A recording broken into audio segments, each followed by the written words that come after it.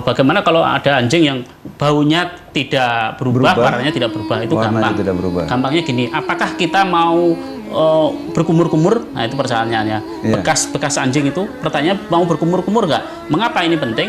Karena ini sifatnya relatif. Kita lanjutkan diskusi kita bersama Ustadz Husain. Pendapat dari Hasan Hanafi. Saat itu Hasan Hanafi melihat fenomena yang ada di Arab, melihat fenomena secara keseluruhan. Kenapa kok umat Islam itu mundur?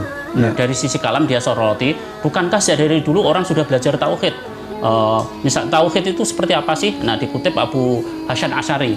Menurut Abu Hasan Asy'ari, kalau orang ingin mengenal Allah, maka lihatlah sifat Allah dengan wujud, qidam, baqa, mukhalafatul khawatisi sampai seterusnya.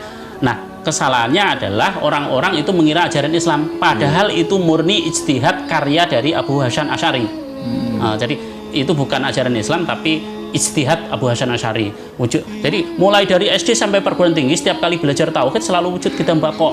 Nah, kemudian Hasan Hanafi, loh kenapa orang sudah belajar tauhid tapi kok umat Islamnya cemen-cemen, minderan, nggak berani, sudah pokoknya yang jelek-jelek itu ya. Orang yang belajar tauhid dengan benar pasti sosialnya baik, pasti tidak pelit, pasti hebat, pasti pemberani, dan pasti tidak minderan. Tapi kenapa umat Islam kok minderan, jorok, males? Berarti ada yang salah.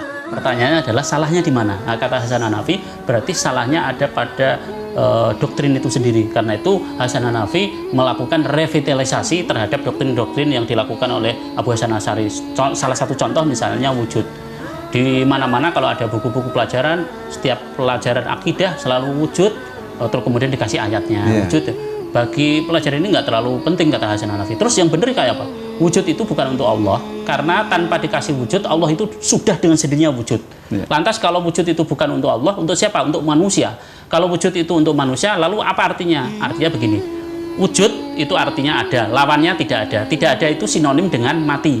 Maka yang orang Islam yang tidak wujud artinya Islam yang mati. Contohnya misalnya gini, misalnya ini ada pemuda namanya namanya Maulana gitu aja ya. Ketika ada tamu nanya, kamu tahu namanya Maulana? RT RW-nya udah mondar-mandir orang nyari Maulana tapi nggak ketemu.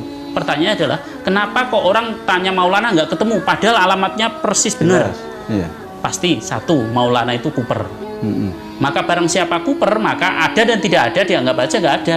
Maka orang yang menurut Hasan Hanafi, orang yang wujud itu ditandai dengan karya dan amal usaha. Maka kalau ada pemuda yang tidak melakukan karya, tidak melakukan sosialisasi, maka sama maknanya dengan mati. Kata Hasan Hanafi, mending mati beneran deh, daripada hanya nambah jumlahnya banyak tapi sesungguhnya dia tidak ada.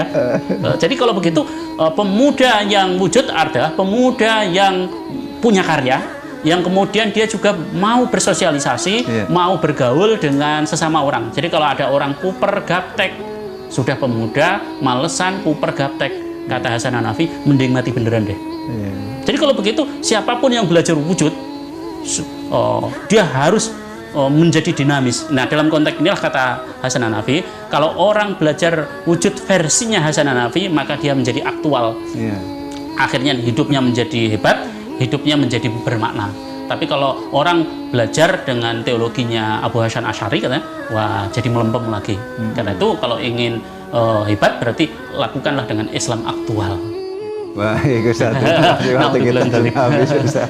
Ya, mudah-mudahan kita ketemu di lain kesempatan Ustaz. Pemirsa, mari kita introspeksi diri, apakah sudah benar apa yang sudah kita lakukan dan bermanfaat buat orang banyak. Terima kasih atas perhatian Anda, mohon maaf atas kekurangannya. Wassalamualaikum warahmatullahi wabarakatuh.